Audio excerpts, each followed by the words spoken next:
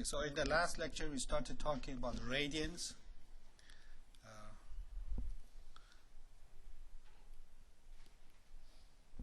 And a little bit about the arc length. And today we want to add to that another new topic, which is angular speed.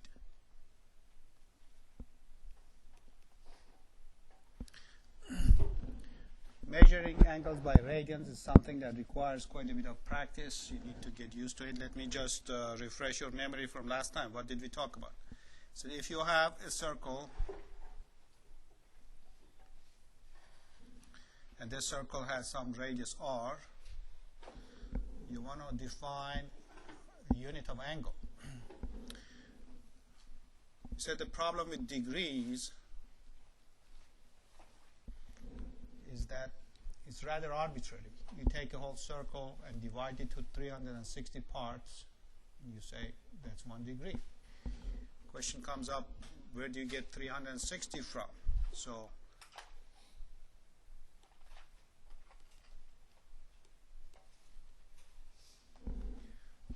perhaps has something to do with the fact that the year is about 360 days, and the ancient astronomers wanted to do calculations, so 1 degree was a natural unit for them to work with.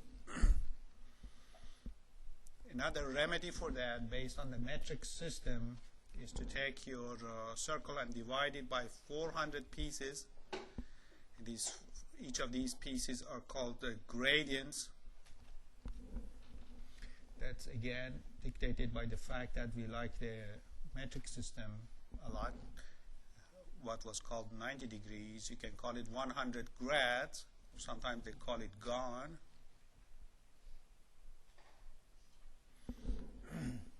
That's again because we like that number 100 so much.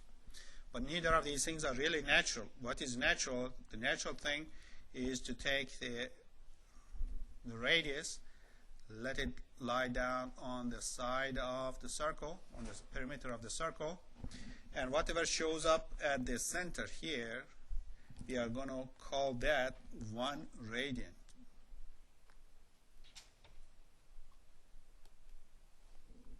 So I have taken that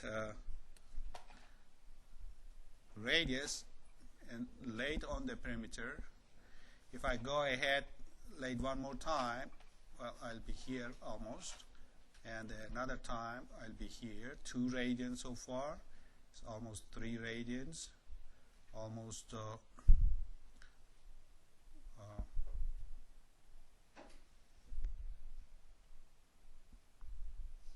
4. I didn't do it well, but it becomes almost 6 radians and a little bit extra. So this is like once, twice, 3 times, 4 times, 5.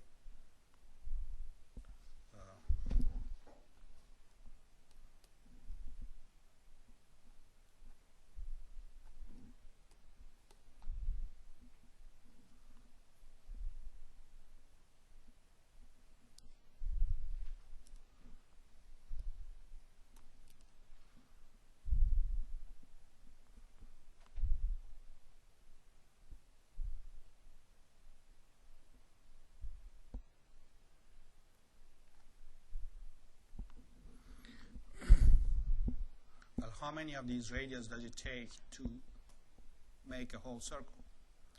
It's about 6.28, or it's about 2 pi r is the circumference of the circle. So by the time you make it around, you have made 2 pi radians, which is about 6.28 radians. So it's quite natural to put just the radius itself on the perimeter and call that 1 radian. We get stuck with the fact that the whole circle now is not a whole number like it was in these cases. It's decimal numbers like 6.28. Exact value is 2 pi. Okay. Now suppose you want to figure out what fraction of a circle an angle is going to be. So you might have an arbitrary circle and you can have some arbitrary angle in it, and you're asking what fraction of the whole circle that angle is going to be. Fraction of whole circle.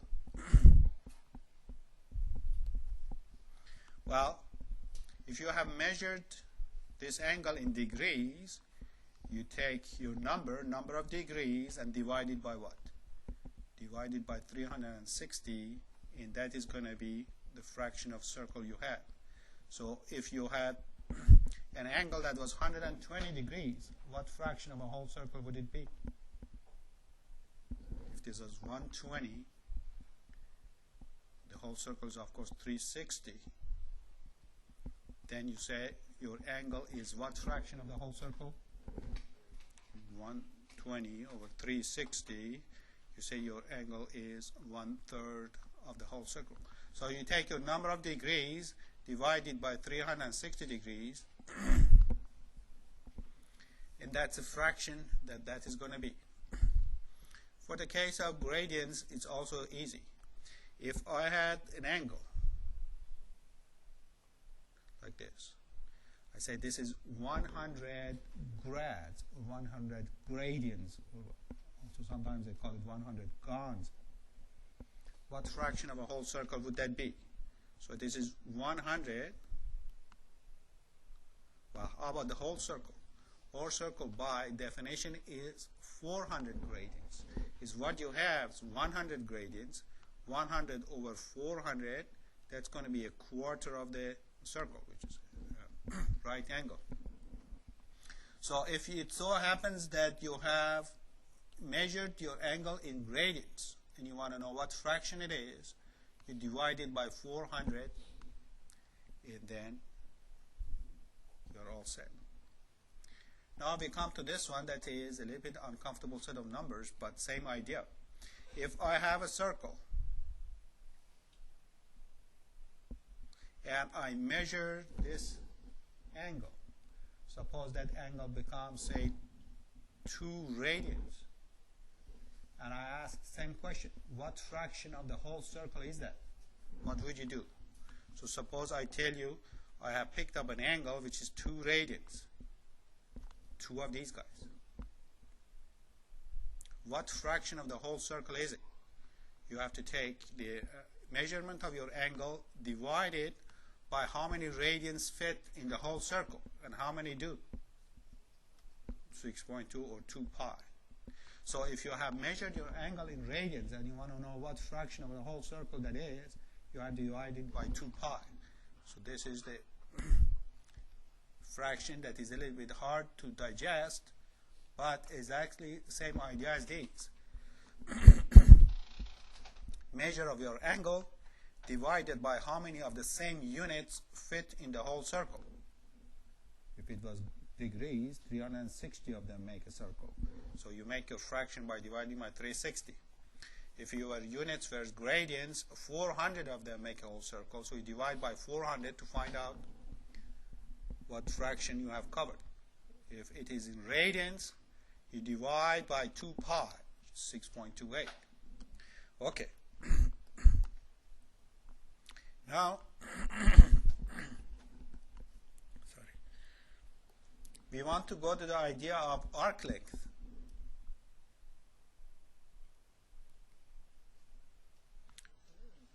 Something that we need to use in a variety of formulas. For some reason, arc length is shown by the letter S. I don't know what's the reason they use the letter S for it. The idea is, okay, I have a circle. I am considering perhaps a piece of it, and I want to know how long that piece is. Well, put a measuring stick to it, measure it. Well, the idea is that how is it connected to other things that we might know about? What are other things are relevant here? So we have 2 things here. One is size of the circle itself, and the other one is of course, the angle that you have here.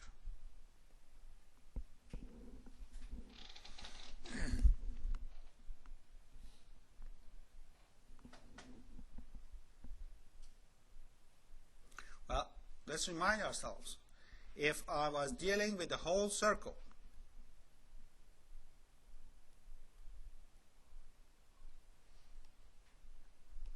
if I was going all around, what would be the arc length of the whole circle? Whole circle, so by that we are talking about the arc of the whole circle, which you refer to as the circumference or the perimeter of the whole circle. Basic formula from geometry tells us going along the whole circle is how long? How long is it in terms of r? Is 2 pi r.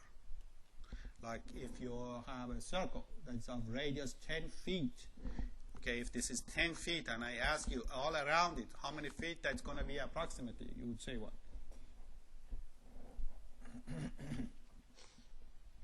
Suppose you have a garden, its radius is 10 feet. You want to buy fencing for around this garden. Radius is 10 feet. How many feet of fencing do you need to cover the whole thing? The formula is 2 pi. So what do you say? 2 pi times 10. Pi is about 3.14, so 2 times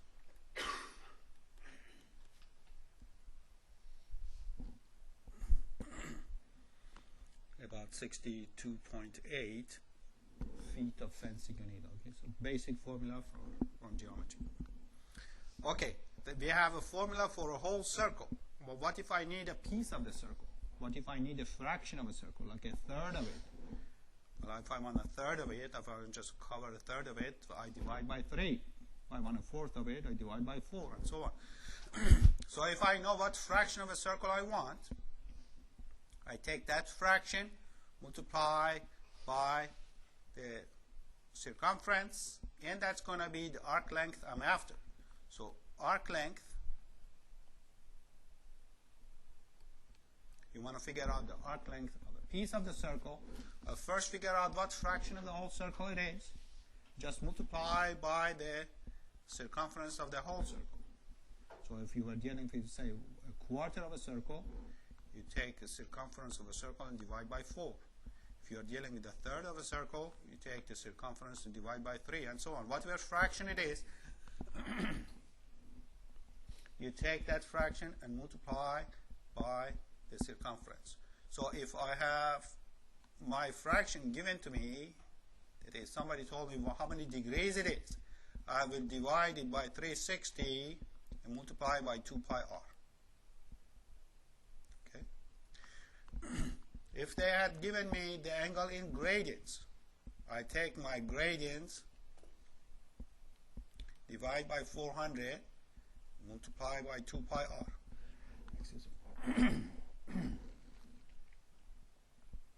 The one that we are most interested in, what if they gave it to us in radians? Well, how many radians in a whole circle? 2 pi. I have to multiply by 2 pi r. Let's specialize this last one.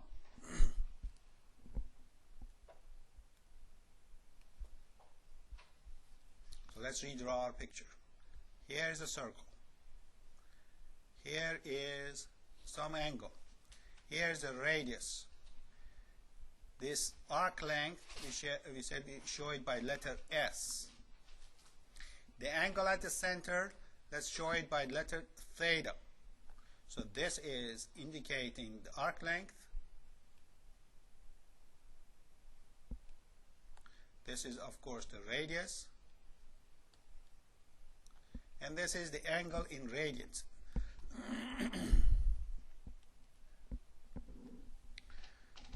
What does it say? Arc length is equal to radians over 2 pi times 2 pi r.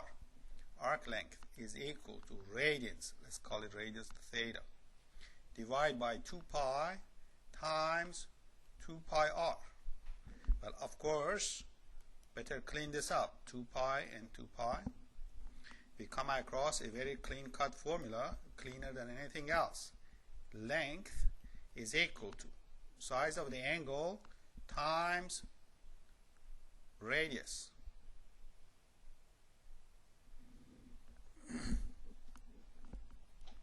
So let's write it also in words. Arc length is equal to angle in radians times radius.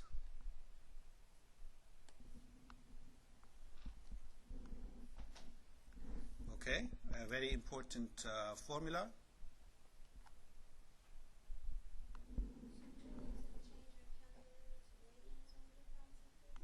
Well, if the angle is given to you in radians, yes. I mean, everything you enter, for the sake of multiplication, it doesn't matter. If you are doing a function calculation such as sine or cosine or conversions, in that case, you need to have your calculator in radian mode. But here, first you have to make sure that your angle is in radians, then you use this formula. So let's just practice. Suppose I tell you, here's a circle of radius 10 feet, and I am making an angle of 1 radian. 1 radian. How long is the arc in front of it? This is 1. That is 1 radian. How long is the arc in front of it? How many feet is that going to be? 10. That's exactly what the definition was. Now suppose I had 2 radians. What's the arc now? 20. What if I had an angle which was like 1.5, almost like 90 degrees? So 1.5 radians. Then opposite of it is going to be how many feet? Multiply by 10 becomes 15 feet. For the sake of multiplication, the calculator doesn't care about what mode you are in. What you have to make sure, so if you want to use that formula, the angle measurement that you have got to be in radians. Once that is set, you just multiply whatever mode is fine. Now sometimes this formula gets to be rearranged in any number of ways. One is, what if I wanted to write theta? Okay, this is the formula that aims to find the arc length. What if I wanted to find the angle? That is, somebody told me, here is a circle I'm designing, the radius of it is 20 feet, and I have an arc of 5 feet here. Tell me, how big is this angle? So they tell me how long the arc length is, and they ask me what is that angle. By the way, that angle is sometimes referred to as a central angle or subtended angle. Okay.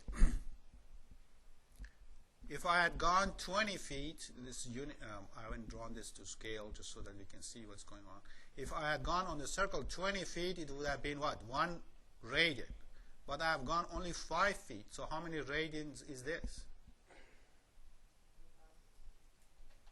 See, if I had gone on the whole circle 20 feet,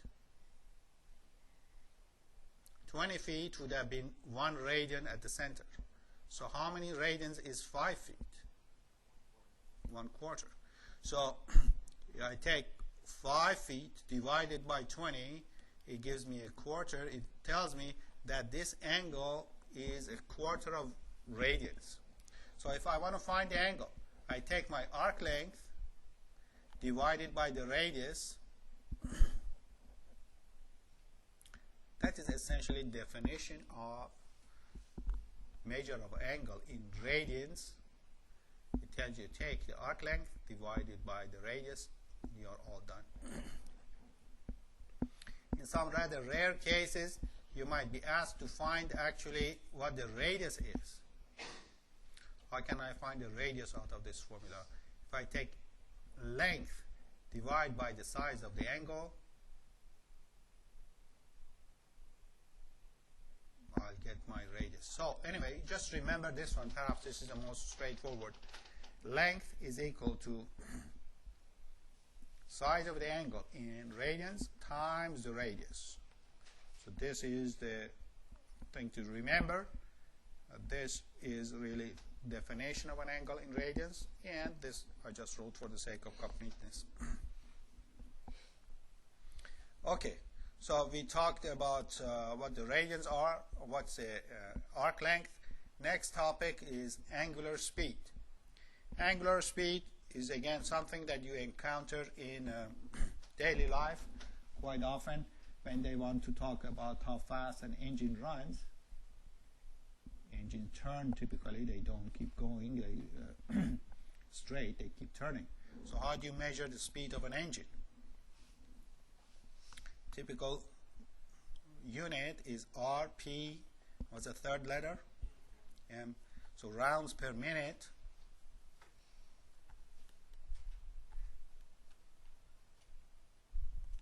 Is a common measure of how fast something turns. It could be your fan, it could be some belts in the engine or something like that.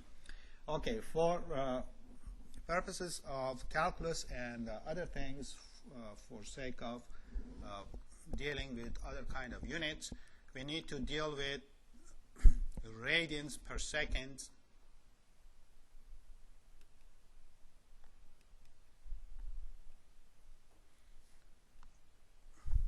or a variety of other units to measure angular speed.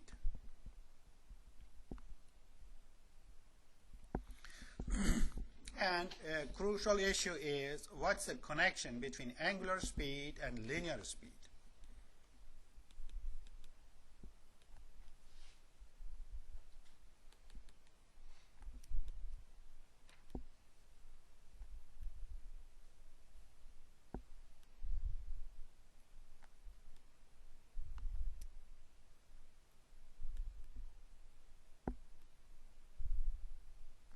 Well, what do you mean by linear? Question? Say what? Same formula, same concept? Yes. Linear speed, what do you mean by linear speed? Distance divided by time. Distance traveled divided by the time it took. Now, for example, if you have, you guys don't have a turntable anymore, but we used to. This is gone, huh? I have one in case you want to buy. If you have a turntable and if you look at some point, like put a dot on that, what do they call it, LP or whatever it is, the record, put a dot on it, when it is turning, you see that it is taking a path as it's going around. You can ask yourself how far it has traveled in a certain amount of time.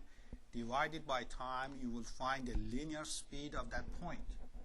So a point on the tire of a car, or a point on a shaft of an engine, or a point on an edge of a record or a CD or something, they have their own linear speed, which is a distance they are traveling divided by the time it takes.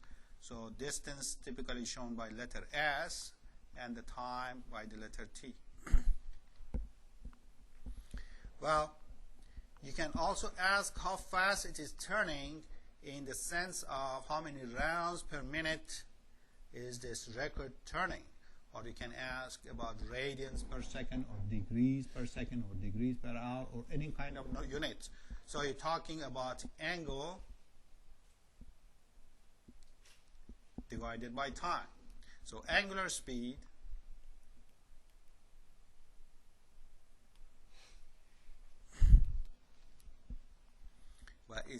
angle traveled divided by the time it took.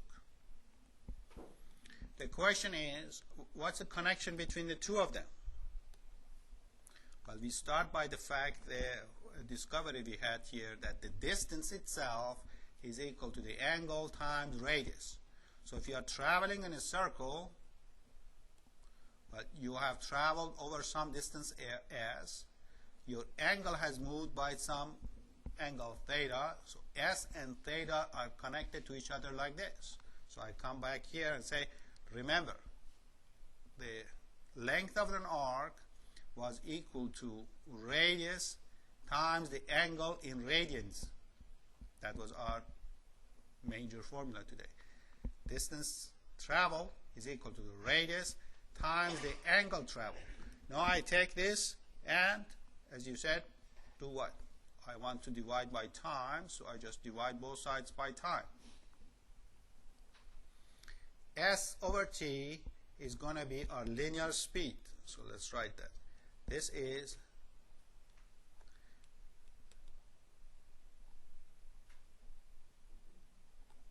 and this one is our angular speed.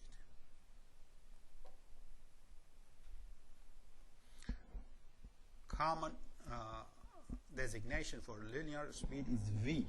V, first letter of velocity perhaps. This is same old radius.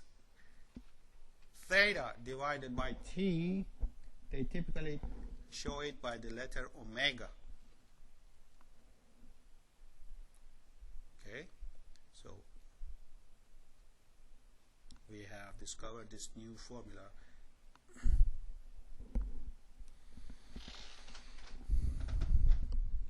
Now let's remember where it came from. This was measured in radians. That's where this formula came from. So this is going to be measured, our angular speed is in the units of radians. How many radians you have traveled divided by whatever unit you had for time. Radians per unit of time. It could be seconds, it could be minutes, or whatever it is. So radians per unit of time. What else should we watch out for when we want to use this formula? This V and that R have to be measured in the same unit of distance. Meaning, if this V is measured in kilometers per hour, then R has to be in kilometers.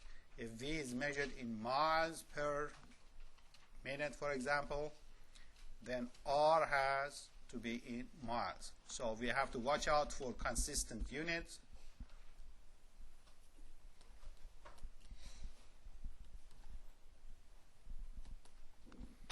To be on the safe side. Let's go ahead and pick some example problems to do from this section.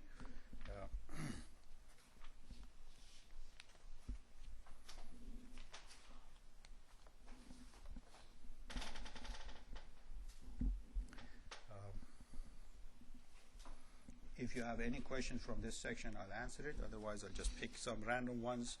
And if you still think about anything else, you just let me know. Here is problem 78.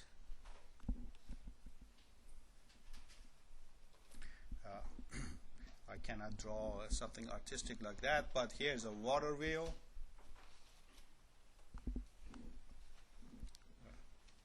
Underneath this thing, we have river flowing, which makes this water wheel to turn. We have constructed the water wheel, so we know how big that one is. We are told that it has a 10 feet radius.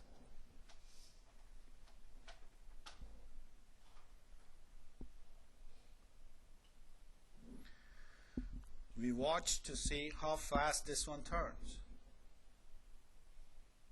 So presumably we have found out that this is making 14 revolutions per minute.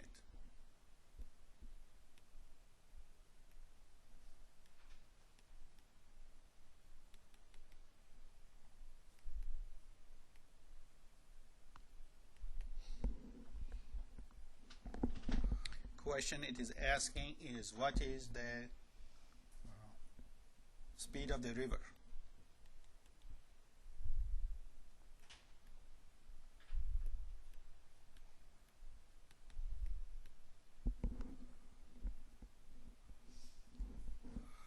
Okay, so speed of the river, assuming that this water wheel is turning with the water and the water is not skipping it or going faster than what the wheel turns. So this point on the wheel is turning at the linear speed which matches the speed of the river. So we start with our formula. V is equal to R omega. We are trying to find, so this was our linear speed, and that is what we want to find out here. That's the speed of river. That is, this point on the wheel is being dragged by the water in the river, so its speed is matching the speed of the water here. They has to be the same. The speed on the wheel and speed in the water are supposed to be the same. What is R? The easiest thing here is R. What is R in this problem? It's just 10 feet. What is omega? What information do we have about it? We have to convert 14 rounds per minute or revolutions per minute to what unit should we convert it to? What was the big issue of the units in this case? Omega had to be measured in radians. Is that right? So at the end, yes, at the end the problem is asking us to find out the speed of a river in terms of it wants us to give the final answer in terms of miles per hour. But for the time being, let's just go ahead and get some indication of a speed, and then later on we are going to worry about converting to some other units. But before we get to that stage, we need our omega.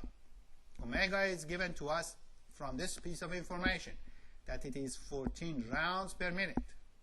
Now I want to know how many radians per minute is that going to be. So first I convert to radians.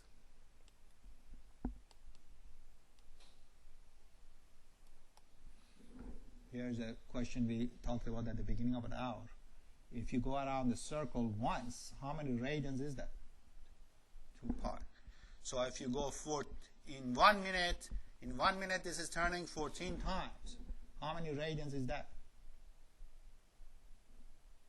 He said 1 round is 2 pi. So if I make 14 rounds, how many?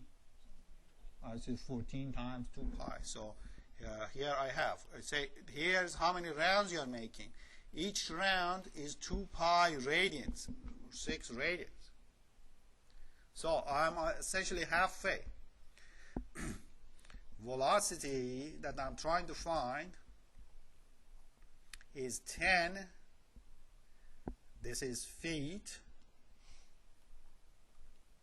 This is a radius. Omega is 14 times 2 pi, and that is going to be, of course, radians per minute.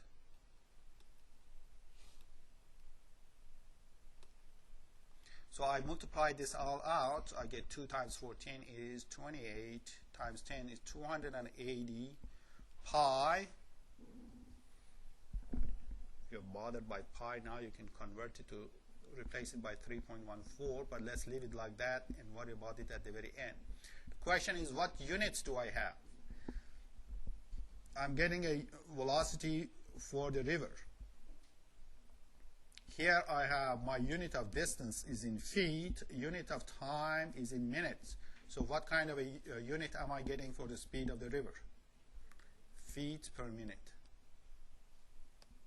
Okay, we essentially made it. 80% of the problem is done. we got the speed of the river already is 280 pi feet per minute. If the pi bothers you, just multiply by 3.14. So what do we have here?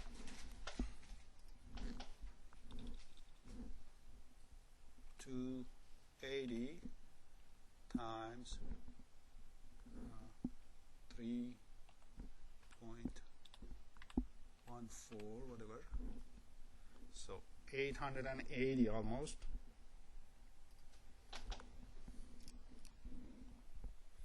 880 feet per minute. From here on is your knowledge of units from your basic science courses or whatever other courses. The book is kind of twisting our ear a little bit, converted to miles per hour. It's no longer trigonometry. We are just in some other social circles. So what do? So by now we have V is 280 pi, which is almost 880 feet per minute. Two conversions I need to do. One is to take my feet and convert it to miles. How do I do that? How many feet are to a mile? Okay, so I say 280 pi. This is my speed. That's how many feet it is. I want to find out how many miles that is. What should I do? Multiply or divide? Divide by 5,000. What did you say? 5,280? Is that right? I forget that number all the time. Okay, this is a distance I have traveled in 1 minute. If I give myself 1 hour, then obviously I'm going to travel how many more of these things? 1 hour is how many minutes? 60 minutes. So this is a distance traveled in 1 minute. In 1 hour, I'm going to travel 60 of these things, so I have to multiply by 60. So let's multiply by 60 and divide by 5280. So I multiply by 60, divide by 5280. I guess here you can actually ask it to do some conversions. So strangely, a nice number coming out here.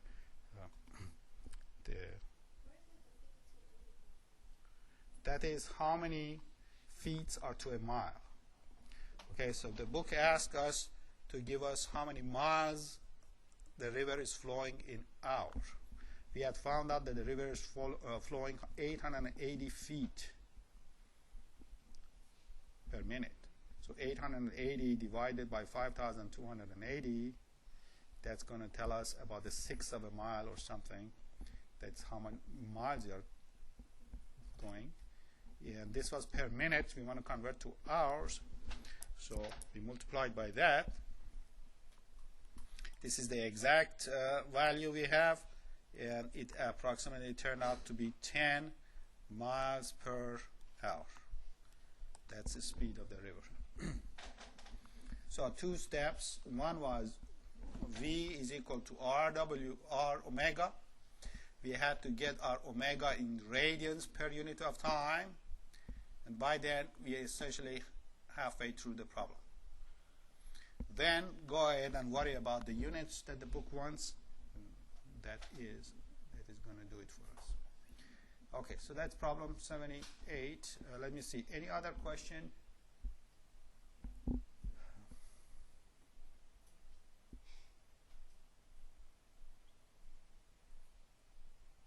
Let me just pick a few. I wanted to start the lecture on graphs of trig functions, but maybe you postpone that. Let's look at, say, problem 66, easier problem. It says in a circle with radius with a 10-foot diameter, in a circle with a 10 feet diameter,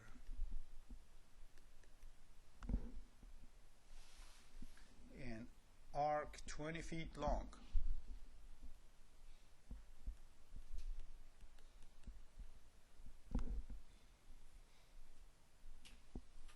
subtend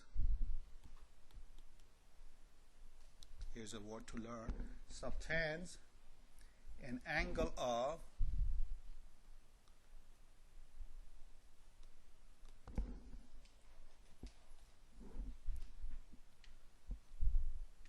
how many radians,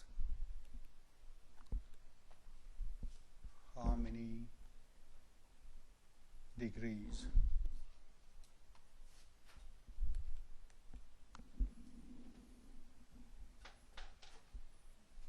In our lecture, we also bothered to a little bit with how many gradients, if you wish.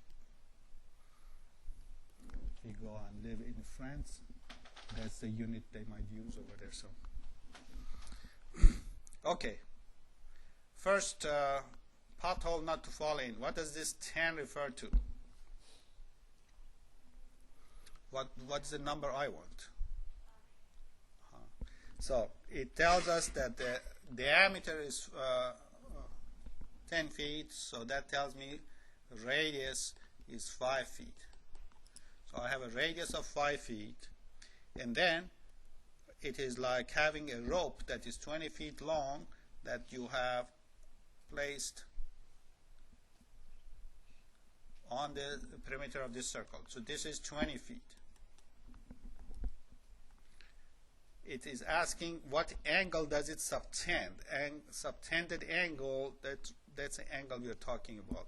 So subtend is the angle in question whose rays end up at the shape that you are talking about. So here's your shape. Angles we are talking about are central angles, and we say this angle subtends that arc.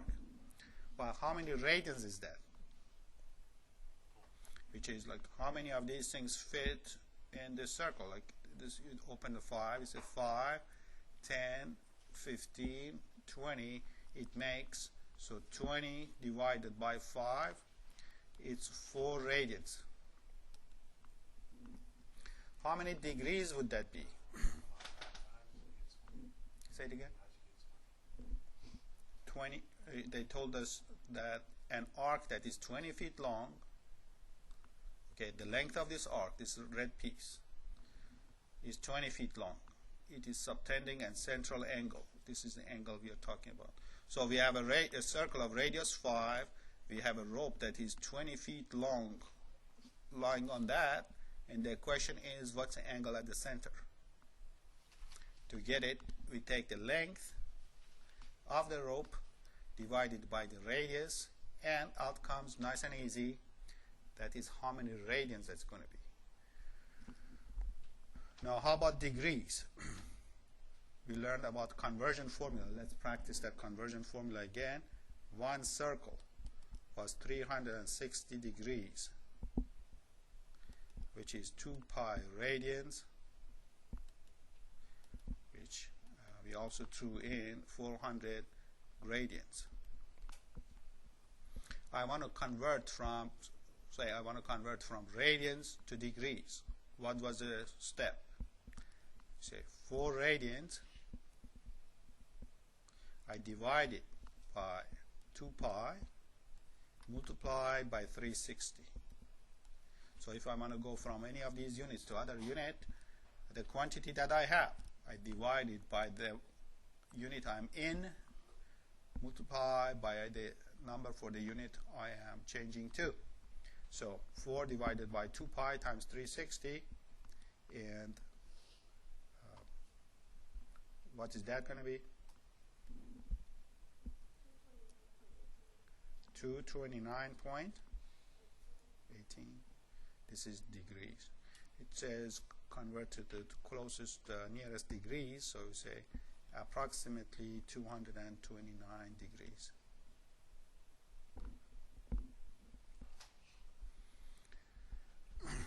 No.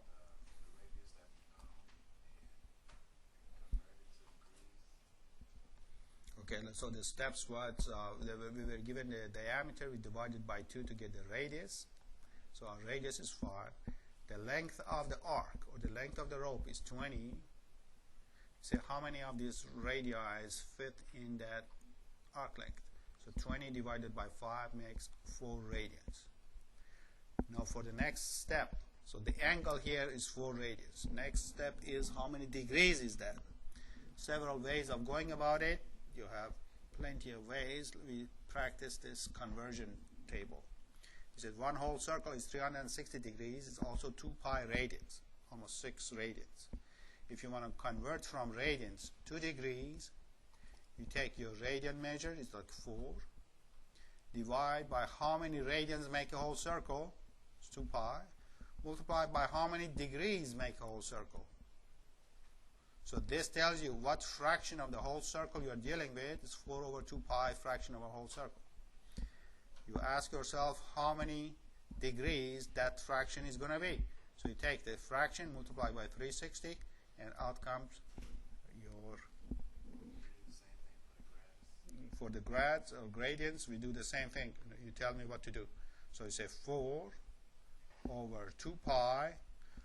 This is 4 radians. The whole circle is 6 1/4 radians. So it's a 4 over 2 pi tells you what fraction of a whole circle you're dealing with. That's the fraction of a circle.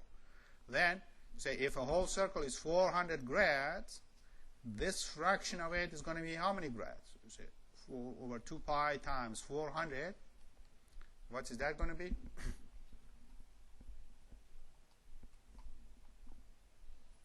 Anybody has it?